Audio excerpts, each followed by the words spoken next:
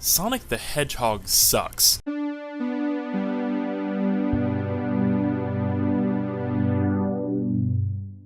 Yeah, that's the kind of genius poetry a younger Dyl would spout, those mad verses resonating with your core. I used to think Sonic was a bad game. It was all about going fast, yet it severely punished you for doing so. It felt all too common to get a giant burst of speed in some insane environment, watch it rush past you like you were a NASCAR driver, and then have it all end when Sonic stubs his toe on some ladybug robot thing. Nah man, forget the commercials. Sonic wasn't fast, Sonic was slow and boring. Sonic was all about that go, stop, go, stop. It was careful and awkward. Let's fast forward through the stupid parts of this middle school argument to August 2017. Sonic Mania released and I found out I was plain wrong. Not only was I wrong, I was an idiot. I bought into the marketing for Sonic as a kid and wholeheartedly believed this was a game where you just rushed from point A to point C, completely skipping point B in the process, while you watched a blue Mickey Mouse in sneakers run faster than a jet plane. Sega was a bunch of idiots too for selling the game that way for so long. That's selling Sonic short by a mile. The franchise is so much more, and I've finally seen the light. Sonic has always been utterly defined by its difference from its competition. While Mario began as what looked like a piece of construction paper that could only move from left to right, Sonic began as a living thing. He's a moving creature. He will look around and take in the world around him if you just leave him alone for a minute. And the world here is alive too, beautifully rendered in a vast array of colors that absolutely pop.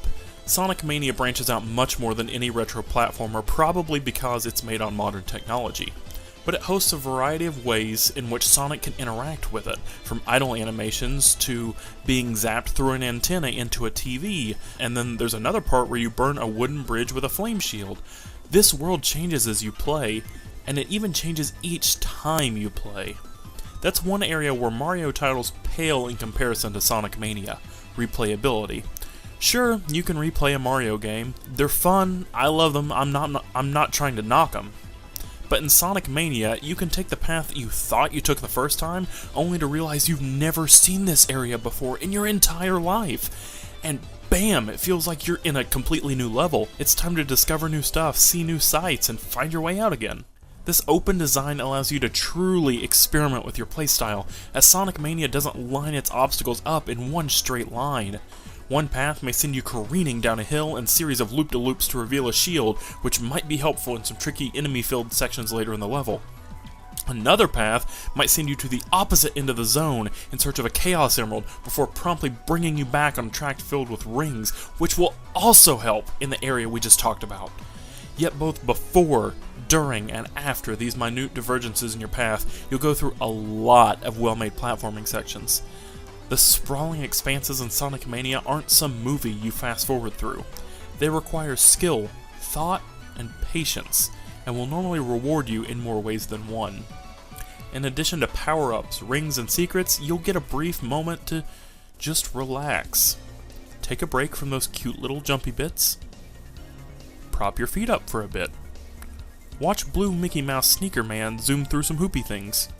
Turns out, I was kinda right. Sonic is all about breaking your momentum. Yet, it's more about providing entertaining challenges interspersed with miniature cutscenes. Go. Stop.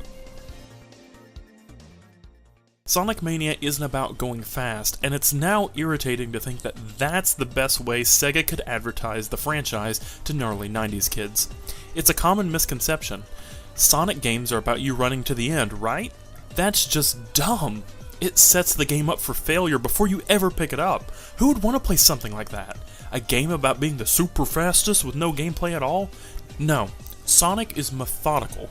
It presents a breathing world for you to explore, separated into multiple zones that are built entirely to introduce and dismiss mechanics every few stages. It keeps things interesting. It creates a sort of tension just in the way it forces you to move, react, and jump. That tension builds and builds for minutes, crafting a crescendo until suddenly the big moment happens. You build your momentum and boom!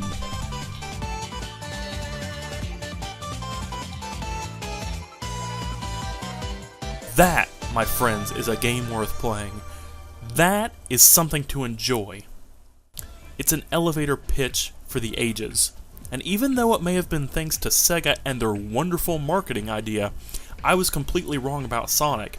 It's fantastic. It's wonderful. It's this beautiful speed demon of a game, but it's also not. You take your time and you're rewarded for it. You explore and you're rewarded for it. And I don't have anything else to say other than